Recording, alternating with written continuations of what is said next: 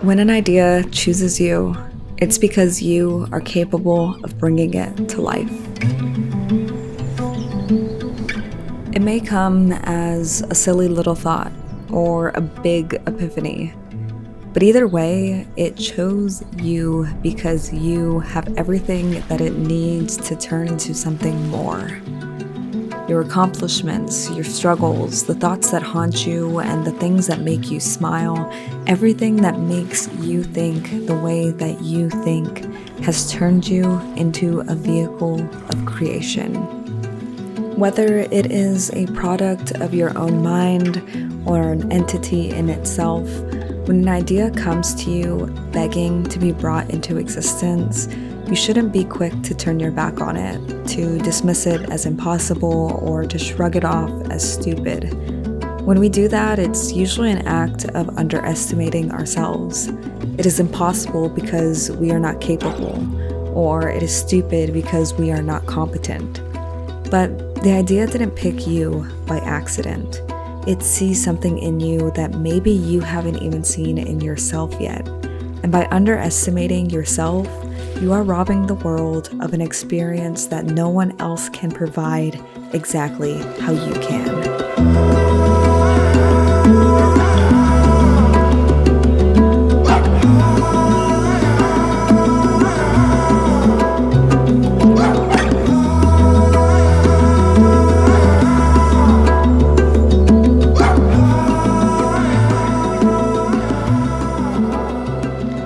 You don't need to know precisely how you're going to make it happen, but you need to recognize that everything leading up to the moment an idea presents itself is enough to lead you to everything that you need to bring it into existence. Whether it's an idea for a product, a video, a story, or something that I can't even fathom because I am not you, an idea is both a gift and a responsibility.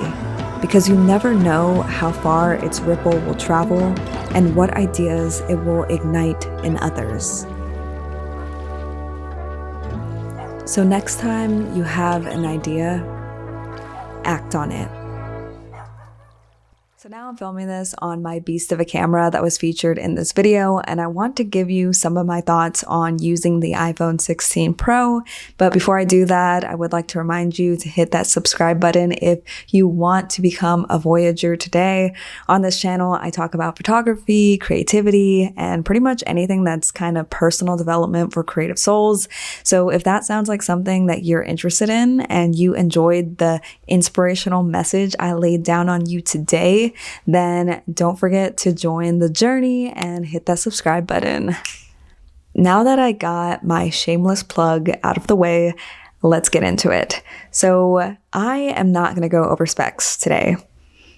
This is not that type of video. Frankly, I think specs are super boring to go over, and you can find them in any kind of spec sheet, on any kind of website, on any kind of blog, whatever. I'm not going to be talking about specs, but I am going to be talking about the user experience, mainly my user experience as someone who is a videographer / photographer.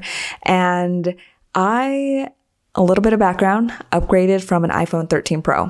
And the main reason why I wanted to upgrade to a 16 Pro was that I wanted the 4K ProRes log at 120 frames per second, but also because I wanted to be able to shoot in cinematic mode at 4K because my iPhone 13 Pro can't currently do that.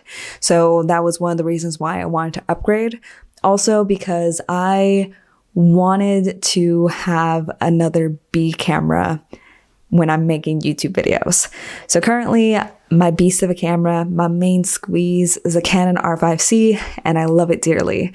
But my B camera is a Canon M50, and the poor little dude is falling behind. I love my Canon M50. It has so much sentimental value to me that I'm probably never going to get rid of it. But at 4K, it can shoot at a maximum of 30 frames per second, and the autofocus is shit. And it also has a horrible crop factor when shooting 4K. Although I think my Canon M50's image looks more artistic because I'm able to adjust my aperture physically on whatever lens I have on when compared to an iPhone, I think that being able to shoot at 4K with really good autofocus at potentially 60 frames per second or higher is very nice to have in a B camera. So that's why I wanted to get the iPhone 16 Pro. And you might be asking, why not just get another camera? Especially since these phones are so damn expensive nowadays. You know, to that I say touche, you're right. I could just get another camera. However, I also really wanted to upgrade my phone. So I went with the phone upgrade instead of getting another camera because I know eventually I would want to upgrade my phone anyways. And right now, the way my phone bill is working out financially, it's not really that different. And my iPhone 13 Pro is still able to be turned in for like $500. So I just got a phone instead. Don't judge me. When using this iPhone 16 Pro for the first time to record video, one of the first things that disappointed me about it is that you cannot shoot cinematic mode and ProRes at the same time. That's on me. I assumed that that would be a feature by now because if I want to control the f-stop, I probably also want to control the color grading on it. But nope, can't shoot ProRes log if you're using cinematic mode. So again, that's on me. I should have known that when getting into this purchase, but it wasn't that big of a deal. I still am able to shoot ProRes log with normal standard video camera, which already has kind of a creamy background most of the time. I do wish that I was able to adjust my f-stop with it, but you know, it's all right. I'll live, I'll live. So that was the first thing that kind of disappointed me. Second thing that kind of caught me off guard is that you cannot shoot in ProRes at 4K at 60 frames per second or above unless you have an external storage connected to your phone. So lucky for me, I have a few SSDs, but that's because I am a videographer. I'm a photographer.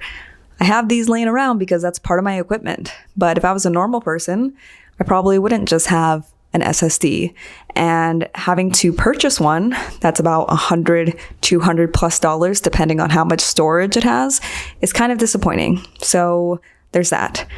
I, however, wasn't super upset about it because I already had one.